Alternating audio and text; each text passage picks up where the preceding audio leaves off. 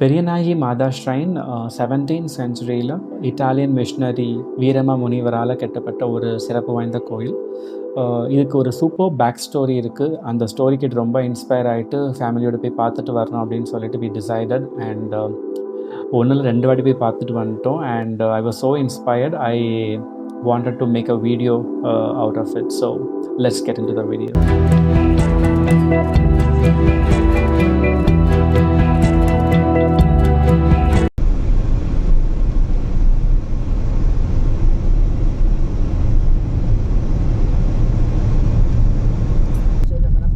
வந்து விட்டது. மாதா வந்துட்டாங்க. இந்த கோணாங்குப்பம் பெரியநாயகி மாதா ஷ்ரைன் இப்போ இருக்கிற இடம் வந்து அந்த காலத்தில் ஒரு காட்டு பகுதியாக இருந்திருக்கு. அண்ட் அந்த இடம் பேர் வந்து முகசபாரூர், கோணாங்குப்பம் பக்கத்தில் இருக்கிற ஒரு சின்ன வில்லேஜ். அண்ட் அந்த காலத்தில் ஆடு மாடு வச்சுருந்தவங்க எல்லாருமே மேய்ச்சலுக்காக இந்த முகசபாரூர் ஃபாரஸ்ட் ஏரியாவுக்கு வந்து மேய்ச்சலுக்காக வந்திருக்காங்க.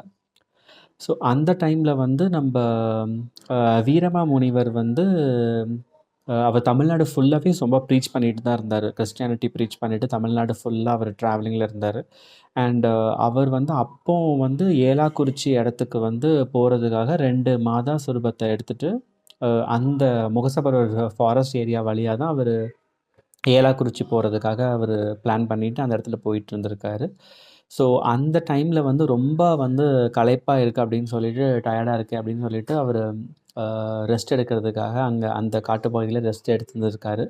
ஸோ இந்த மேய்ச்சலுக்காக நிறைய சின்ன பசங்க அங்கே வருவாங்க இல்லையா, அவங்க வந்து ஒரு மாதா சுரூபத்தை எடுத்து ஒரு புதற்குள்ளே நல்லா ஒளிச்சு வச்சுட்டாங்க. ஸோ இவர் தூங்கி எழுந்து பார்க்கவும் ஒரே ஒரு மாதா சுரூபம் தான் இருந்திருக்கு, இன்னொன்று இல்லை. ஸோ அவர் ரொம்ப டிசப்பாயிண்ட் ஆகிட்டு அந்த ஒரு மாதா சுரூபத்தோடையே அவர் ஏலாக்குறிச்சிக்கு கிளம்பிட்டார். அண்டு இந்த ஒரு மாதா சுரூபம் இவங்க சின்ன பசங்க ஒளித்து வச்சதுனால அப்படியே அந்த அந்த புதர்லேயே அங்கேயே இருந்து போச்சு. அதே டைம் லைனில் என்ன இருக்குன்னு கேட்டிங்கன்னா, அந்த முகசபாரூர்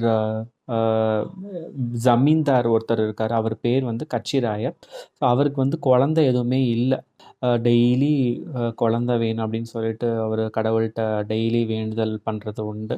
ஸோ அந்த டைமில் தான் என்ன ஆயிருக்குன்னு கேட்டிங்கன்னா, மாதா அவருக்கு வந்து கனவுல தோன்றி, இந்த காட்டுப்பகுதியில் நான் தனித்து இருக்கிறேன், எனக்கு வந்து ஒரு கோயில் நீ வந்து எழுப்ப வேண்டும் அப்படின்னு சொல்லி அவன் கனவுல சொல்லியிருக்காங்க. நீ அப்படி கேட்டனா உனக்கு வந்து ஒரு குழந்தையும் உனக்கு வந்து பிறக்கும் அப்படின்னு சொல்லிட்டு கச்சிராயர் அவர் கேட்டவுடனே ரொம்ப சந்தோஷமாக இருந்திருக்காரு.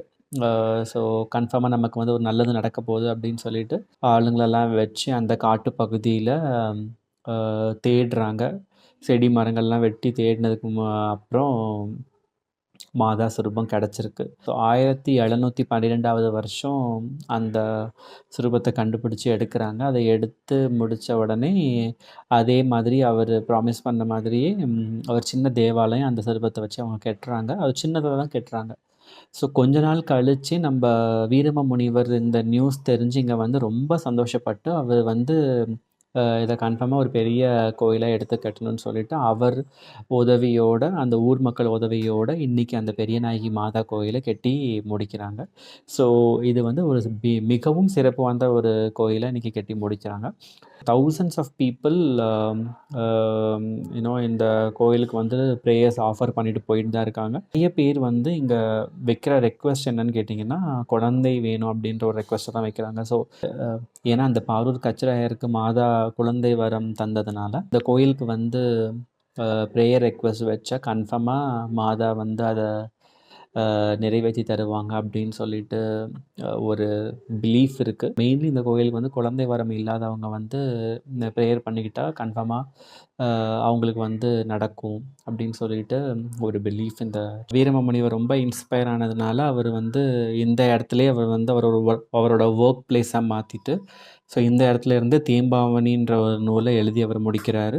அண்டு இது ரொம்ப இன்ஸ்பைரிங்காக இருந்ததுனால டயசிஸ் கிட்ட பெர்மிஷன் வாங்கிட்டு மணிலா பிலிப்பைன்ஸில் இருந்து மாதா சுரூபத்தை செஞ்சு நம்மளோட தமிழ் கலாச்சாரத்துக்கு ஏற்ற மாதிரியே அந்த சாரீஸ் அப்புறம் அந்த காதில் வளையம் அதெல்லாம் போட்டு அவர் பெரிய நாயகின்னு பெயர் சூட்டி பெரிய நாயகி மாதா ஸ்ட்ரைன்னு அந்த சர்ச்சுக்கு பெயரிட்டு இன்றைக்கி வந்து அது இன்னும் மோர் தென் 300 இயர்ஸ்க்கு அப்புறம் இன்னும் அது இட் இஸ் ஸ்டில் ஸ்டாண்டிங்.